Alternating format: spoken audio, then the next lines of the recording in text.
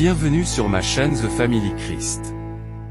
Ici on se fortifie, on se booste et on se rapproche de Dieu avec des prières et des versets bibliques. Prière inspirée du psaume 10 et quand et comment utiliser le psaume 10. Faisons cette petite prière inspirée du psaume 10 avant de voir quand et dans quelles circonstances utiliser le psaume 10. Seigneur, lève-toi dans ta puissance en faveur de ceux qui souffrent.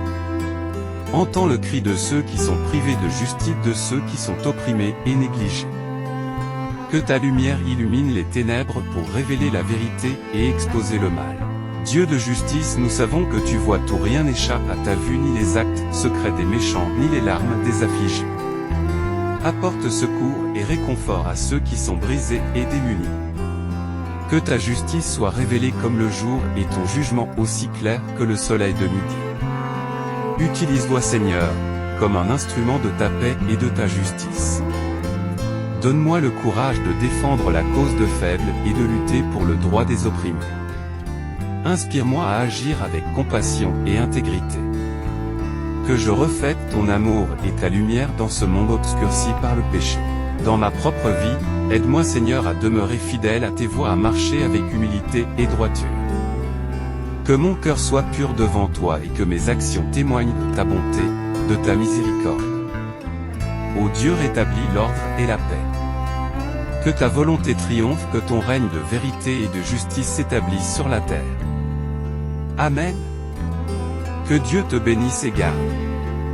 Au nom de Père et du Fils et du Saint-Esprit. Amen. Prends soin de toi et viens découvrir avec moi l'usage que tu peux faire de ce psaume 10. J'explique dans les minutes qui suivent les contextes, les diverses situations dans lesquelles tu peux faire usage de ce psaume. Voici quand et comment utiliser le psaume 10. Je te dis absolument tout sur le psaume 10, qui est un psaume de lamentation et d'appel à la justice divine. C'est vraiment le genre de psaume qui te sera très utile lorsque tu ne sens pas la présence de Dieu et que tu as malheureusement comme l'impression que l'Éternel est absent, dans les moments de mal ou d'oppression que tu subis. Pour la petite histoire, dès que tu commences à lire les premières lignes de ce psaume, tu découvres comment David est profondément frustré de voir que d'un côté les méchants prospèrent. Ils ont tout ce qu'il faut, ils vivent dans l'abondance tandis que les justes vont de difficulté en difficulté. C'est justement pourquoi, ce psaume va être vraiment un cri d'appel à Dieu pour lui demander de rétablir la justice. De façon pratique, tu peux l'utiliser lorsque tu es témoin, ou victime d'injustice, de corruption, ou d'oppression.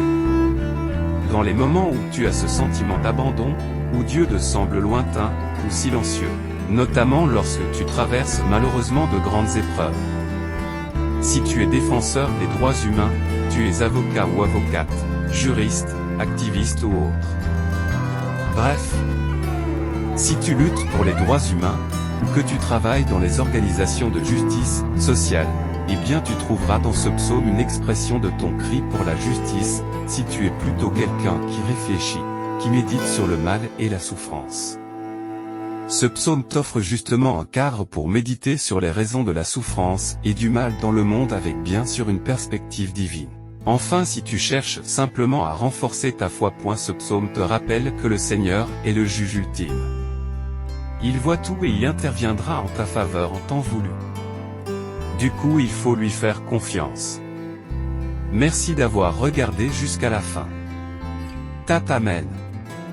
Abonne-toi et partage la bonne nouvelle autour de toi. Demeure béni mon frère, ma sœur, en Christ.